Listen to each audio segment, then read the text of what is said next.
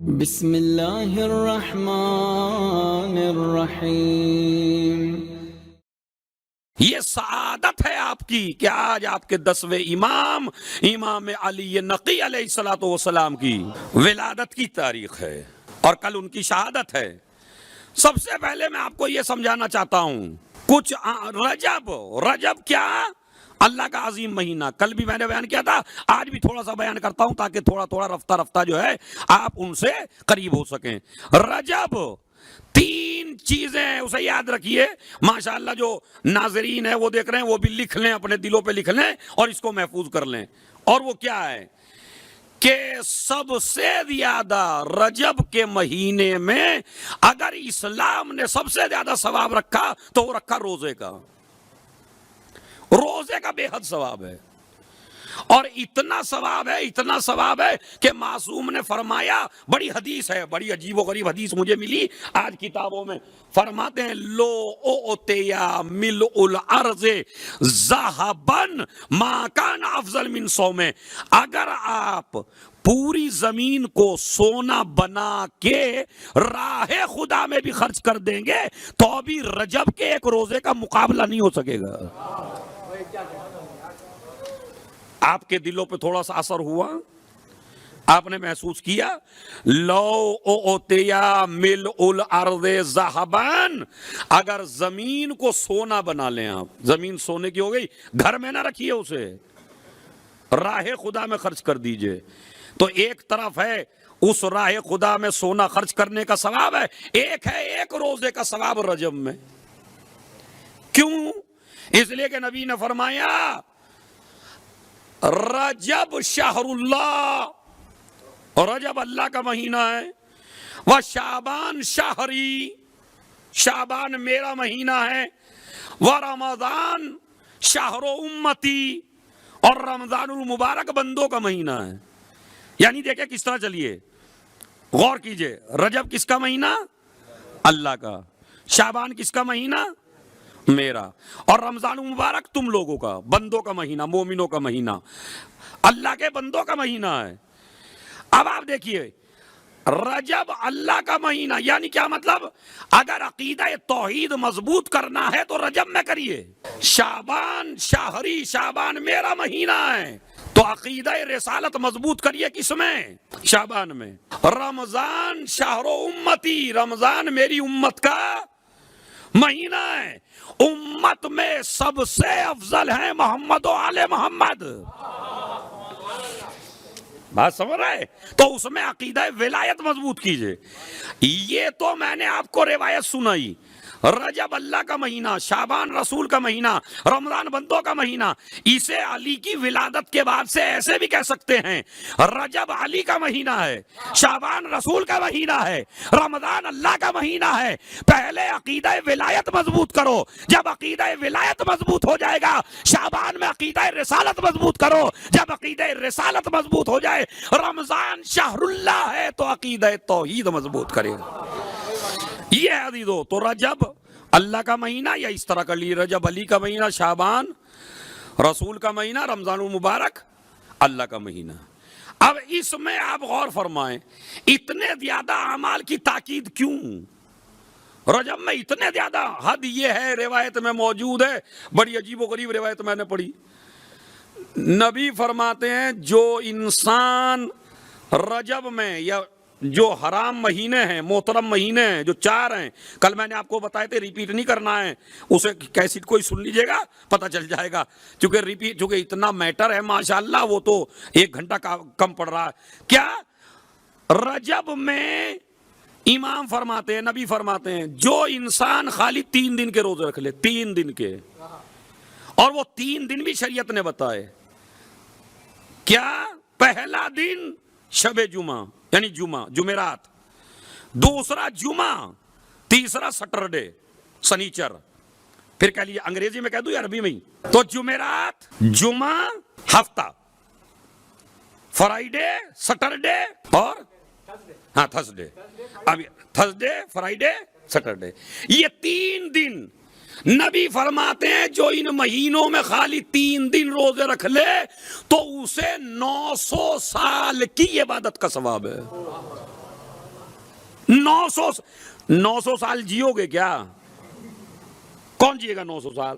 100 سال میں تو میاں حالت خراب ہونے لگتی ہے، کہتا کچھ ہے نکلتا کچھ ہے، جی خود ہی تمنا کرنے لگتا ہے موت کی 100 سال میں پہنچنے کے بعد، پروردگار اب تو اٹھا ہی لے مجھے۔ تو 900 سال کہاں جیئیں گے آپ؟ جب جیئیں گے نہیں تو عبادت کے لائق کیسے ہوں گے؟ عبادت کریں گے کیسے؟ اللہ نے آپ کو بہترین موقع عنایت فرمایا کہ خالی رجب میں 3 روزے، جمعرات کا، جمعے کا اور ہفتے کا، یہ 3۔ اچھا یہ بتائیے کتنا بھاری عمل بتا دیا میں نے آپ کو، مطلب ایسا جیسے بہت ممکن نہیں ہے، نہیں ہو سکتا ہے، سمجھ رہے آپ؟ اور اگر آپ کہیں گے جوان ہیں ہم، جاب پہ جاتے ہیں، تو بھائی مسئلہ یہ ہے جو جوانی میں روزہ نہ رکھ سکے وہ بڑھاپے میں کیا رکھے گا؟ پھر بڑھاپے میں تو ویسے ہی نہیں رکھے جاتے۔ روزہ ہے ہی طاقت کا، روزہ ہے ہی جوانی کا، روزہ ہے ہی آپ جیسے لوگوں کا جو میرے سامنے بیٹھے ہوئے ہیں۔ عبادت سے منہ نہ موڑیے، 900 سال کی عبادت ہے اگر آدمی 3 روزے رکھ لے خالی، اور 3 غسل ہیں اس مہینے میں، 3 غسل، میں زیادہ نہیں بتا رہا ہوں، 3 غسل ہیں۔ پہلا غسل پہلی رجب، دوسرا غسل 15 رجب، تیسرا غسل آخر رجب۔ اب یہ پہلے رجب والا تو چھوٹ گیا آپ سے، آگے نہ چھوڑیے۔ نبی نے فرمایا جو انسان رجب میں خالی 3 غسل کر لے، پہلی رجب، 15 رجب اور آخر رجب، خرج من ذنوبہ کیوم ولدتہ امہ، گناہوں سے ایسے پاک ہو جاتا ہے جیسے ماں کے پیٹ سے ابھی پیدا ہوا ہے۔ اچھا یہ بتائیے کون سا بھاری ہے؟ جب آپ جاتے ہیں جاب پہ تو غسل کر کے جاتے نہیں جاتے؟ نہا کے جاتے ہیں نہیں جاتے ہیں؟ ہر آدمی صبح کے وقت جاتا ہے، نہا کے جاتا ہے، مگر اللہ یہ رجب میں 3 دن غسل کرا کے کہا روز نہاتے ہو اپنی مرضی سے، ان 3 دن میں نہا کے دیکھو ہماری مرضی سے، گناہوں سے ایسے پاک ہو جاؤ گے جیسے ماں کے پیٹ سے۔ اور اب جو مثلا نہیں کر سکے پہلی رجب میں، تو کل 2 رجب ہے اس کو آپ ادا کر سکتے ہیں، اس لیے کہ کل تو جمعہ بھی ہے، تو 2 غسلوں کی نیت آپ ایک ساتھ کرتے ہیں، غسل رجب بھی کرتا ہوں، غسل جمعہ بھی کرتا ہوں۔ اور یہ جس امام کی ولادت کی تاریخ ہے، ان کی ماں کا نام ہے جناب سمانہ خاتون۔ کیا نام ہے؟ زور سے بولیے۔ امام کی ماں کا نام ہے سمانہ خاتون۔ سمانہ خاتون کی جب آپ ہسٹری پڑھیں گے تو روایت میں موجود ہے، آپ علامہ ذیشان حیدر جوادی کی نقوش اس میں تو اٹھا کے دیکھیے، اس میں بھی عربی کتابوں میں نہ جائیے، اردو میں بھی دیکھ لیجیے، اس میں انہوں نے لکھا کہ پوری زندگی، پورے سال کے جو روزے رکھتی تھی اسے سمانہ کہتے ہیں۔ جب ماں اتنی پاکیزہ ہو تو نقی جیسا بیٹا ملتا ہے۔ تو عزیزو یاد رکھیے کہ سمانہ، آپ کی والدہ کا نام جناب سمانہ خاتون، اور آپ کے والد کا نام تو خود ہی بتا دیں گے آپ، والد کا نام کیا ہے؟ اتنا بھاری سوال میں نے نہیں پوچھا آپ سے، امام محمد۔ اچھا یہ بھی کرم ہے اللہ کا، ورنہ اکثر ہمارے شیعوں کو تو باپ کا نام بھی نہ پتہ چلتا، مگر یہ اللہ نے کرم کیا کہ امام کا باپ امام ہی ہوتا ہے، سمجھ رہا ہے؟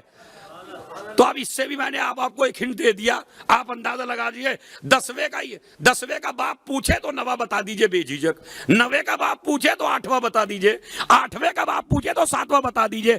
یہ اسلام نے رکھا امام کا باپ امام ہوگا، ماں کے بارے میں ایسا نہیں رکھا، وہی ہمیں یاد نہیں ہے، نہیں یاد ہوتا اکثر۔ کمال کی بات ہے، ہم شیعہ آل محمد گھر میں پیدا ہوئے، اماموں کے جاننے والے، ان کے ماننے والے، ماں کا نام اکثر پتہ، ولادت شہادت کا پتہ نہیں ہوتا میاں، نہ فنکشن ہوتے نہ پروگرام ہوتے۔ اس لیے کہ ایک مجھے حکایت یاد آ رہی ہے کہ ایک سے پوچھا کہ بتائیے امام کتنے؟ کہا امام 12۔ کہا گنیے؟ کہا مولا علی 1، امام حسن 2، امام حسین 3، جناب عباس 4، اور اس کے بعد گنتے گنتے پھر 12ویں تک لے گئے، اب بیٹھے 13 بیٹھ گئے۔ انہوں نے کہا ابھی تو تم نے کہا تھا امام 12 ہیں، دوبارہ گنو۔ انہوں نے پھر دوبارہ گنے، پھر وہی جناب عباس کو شامل کرتا ہے۔ اس لیے کہ جب تذکرہ زیادہ ہوتا ہے تو انسان اسی کا نام بار بار لیتا ہے۔ تو لہٰذا جناب عباس کا نام لیتا. آخر میں گنتی میں پھر 13 بیٹھتے. کوئی امام ہے 12 تم گن رہے ہو 13. کہا نہیں اصل میں کچھ مسٹیک ہو رہی ہے, ان میں سے تقی نقی میں سے کسی کو نکالو ایک کو, یا تقی نکال دو یا نقی نکال دو. کیوں؟ یہ میں کہہ رہا ہوں غلطی آپ کی نہیں, غلطی ہماری ہے, ہم ممبر والوں کی ہے. چونکہ ہم ایسا ہی بیان آپ کو سناتے ہیں جس پہ آپ داد دیں, جس پہ آپ اٹھیں, جس کے آپ نعرے لگائیں. اس لیے کہ جب کوئی نئی بات آپ کو بتائی جاتی ہے تو آپ بھی گردن جھکا کے بیٹھ جاتے ہیں. خطیب سمجھتا مجلس کو کیوں سلاؤں بھائی میں, اب وہ خود سلا کے قوم کو ہمیشہ کے لیے سلا دیتا ہے. پھر یہ جو داد آئی ہے ہمارے یہاں, اس کی وجہ سے ہم وہ بیان دے ہی نہیں پاتے جو ممبر کے شایان نشان ہیں.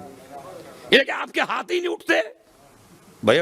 جب کڑوی کڑوی باتیں کہیں گے ہاتھ کہاں اٹھیں گے, اس میں تو ہاتھ نیچے کو چل جائے گا. اور بھی خبر ہے تو اب تقی نقی میں سے کو نکالو. یہ واقعہ ہنسانے کے لیے میں نے نہیں کہا, یہ اس لیے کہا چونکہ ائمہ کی اہمیت آپ کو بتائی نہیں گئی. خالی گنتی میں جو ماں نے یاد کرا دیے تھے 12 ہیں, اسی 12 پہ باقی رہ گئے. اور مجلس میں بھی آئے تو مجلس میں یا مولا علی کا تذکرہ ملا, یا رسول کا ملا, یا امام حسین کا ملا, یا جناب زہرا کا ملا. اس کے بعد اوروں کا تذکرہ اگر 2-3 کا ملا تو مصائب میں ملا, باقی کا تو بیچاروں کا کوئی ذکر ہی نہیں ہے. حالانکہ امام بیچاری نہیں, بیچارے ہم ہیں, ان کا کوئی ذکر ہمیں نہیں ملتا.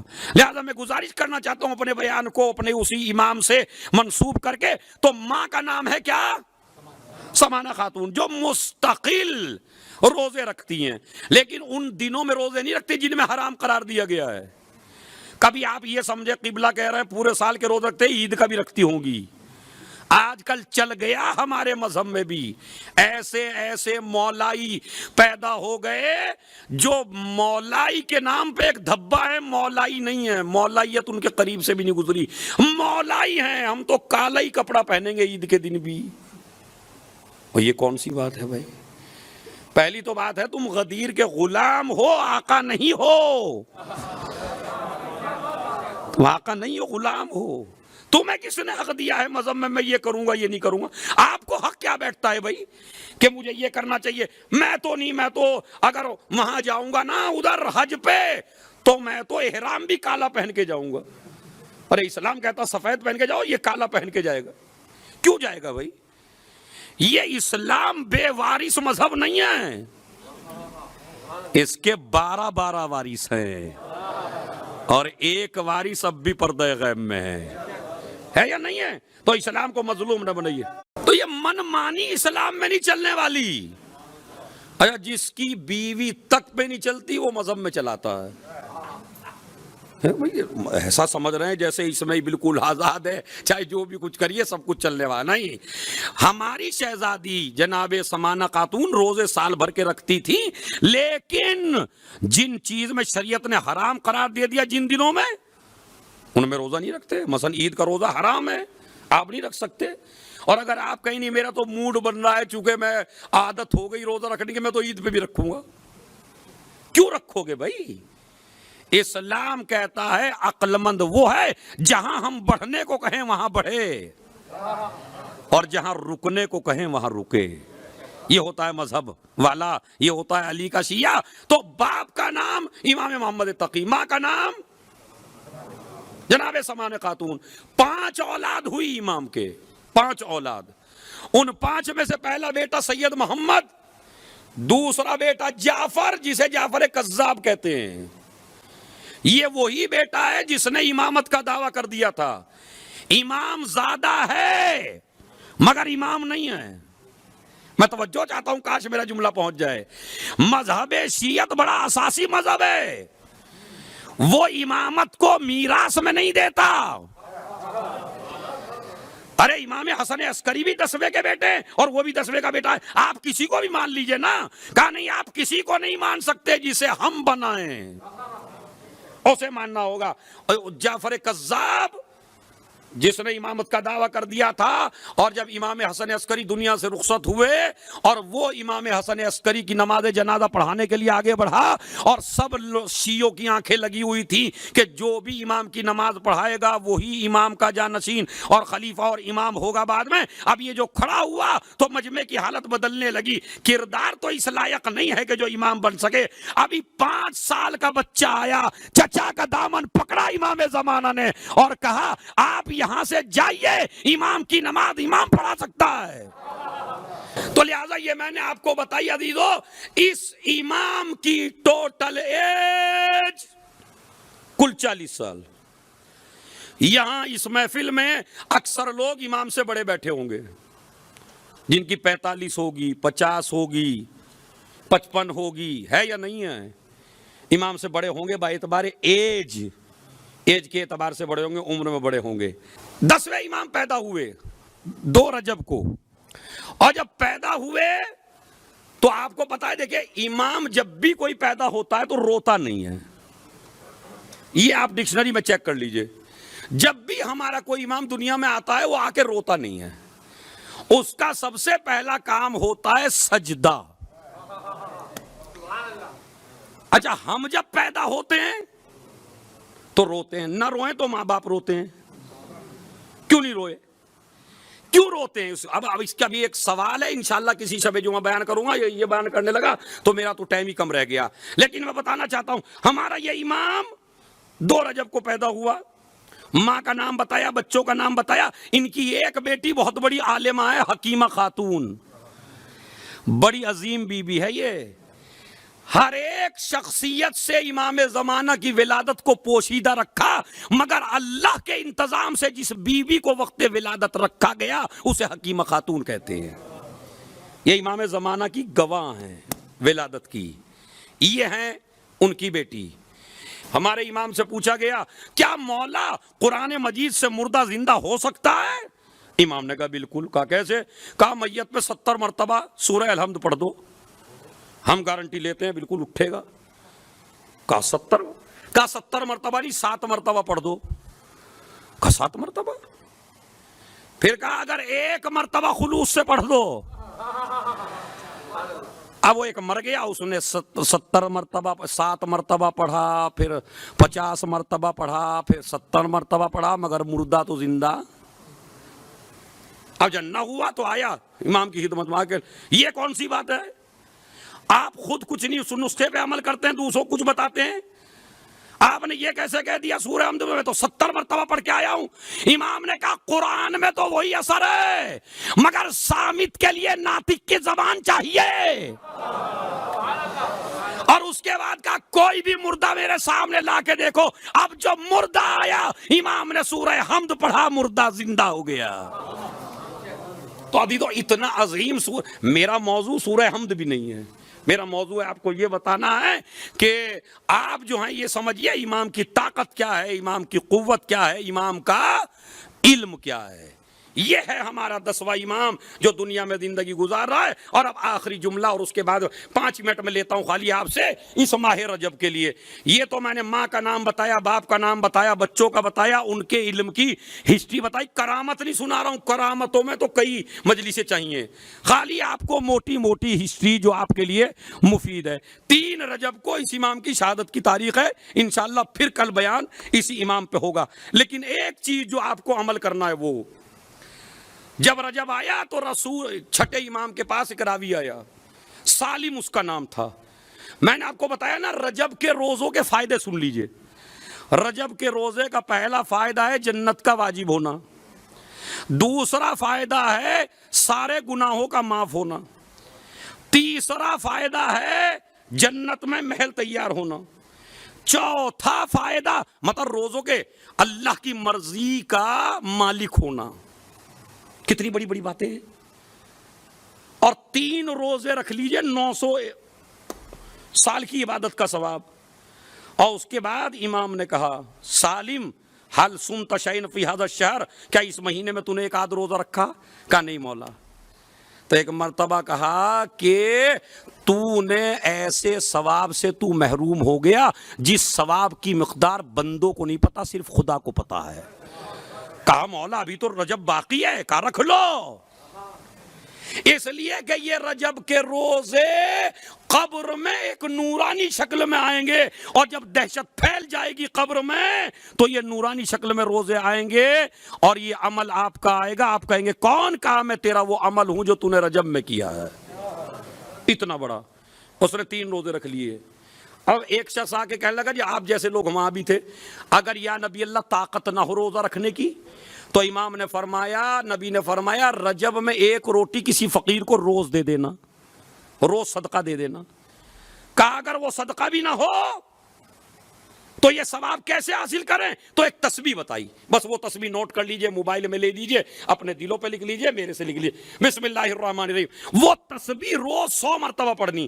یعنی ویسے تو روزے رکھنے پورے مہینے کے، نہیں رکھ سکتا تو صدقہ دے ہر روز 1 روٹی، اگر یہ بھی نہیں دے سکتا تو کہا 100 مرتبہ روز سونے سے پہلے یا نماز کے بعد یہ تسبیح پڑھ لے، بسم اللہ الرحمن الرحیم، سبحان الالہ الجلیل، چھوٹا سا جملہ ہے، سبحان الالہ الجلیل، سبحان من لا ينبغي التسبیح الا له، سبحان الاعز الاکرم، سبحان من لبس العز وهو له اہل۔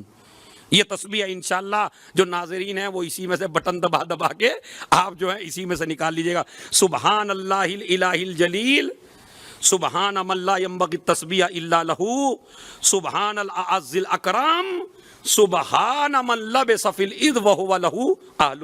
یہ تسبیح ہے جس کے بارے میں امام نے فرمایا ہے، نبی نے فرمایا کہ کم یہ ضرور پڑھ لے تاکہ رجب کی ساری عبادتوں کا تم کو ثواب حاصل ہو جائے۔ اور ایک دعا ہے جوانوں، ایک دعا اور ہے بس رجب کے اعمال میں، اس کو کہتے ہیں دعائے رجبیہ۔ کیا کہتے ہیں؟ زور سے بولیے، دعائے رجبیہ۔ یہ دعائے رجبیہ ہر نماز کے بعد ہے۔ آپ اپنے واٹس ایپ پہ، گوگل پہ، انٹرنیٹ پہ جائیے، دعائے رجبیہ کو ڈاؤن لوڈ کیجئے، جہاں اتنی چیزیں ڈاؤن لوڈ کرتے ہیں کبھی کبھی دین بھی ڈاؤن لوڈ کیجئے، کریے دعا ڈاؤن لوڈ، دعائے رجبیہ اس کا نام ہے۔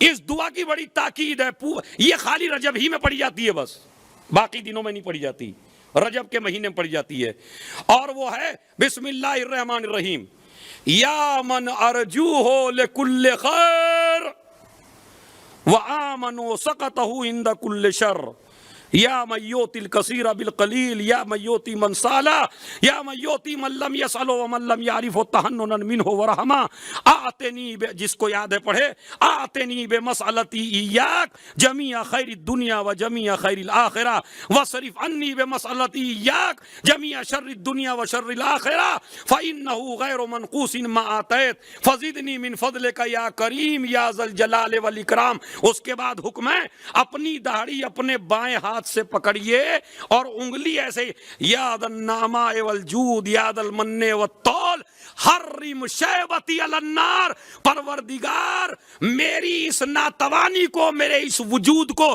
میرے اس بڑھاپے کو، میرے اس سفید بالوں کو جہنم پر حرام کر دے۔ جیسے ہی یہ دعا فارغ ہوتے ہیں آپ، تبھی جہنم آپ کے اوپر حرام ہو جاتی ہے۔ تو آپ نہیں چاہتے جہنم میں اپنے اوپر جہنم کو حرام قرار دے لیں؟ تو آپ اتنی اچھی دعا مانگ رہے ہیں نماز کے بعد، تو انشاءاللہ رجب میں اس لائق بن جائیے کہ جہنم آپ کے اوپر حرام ہو جائے۔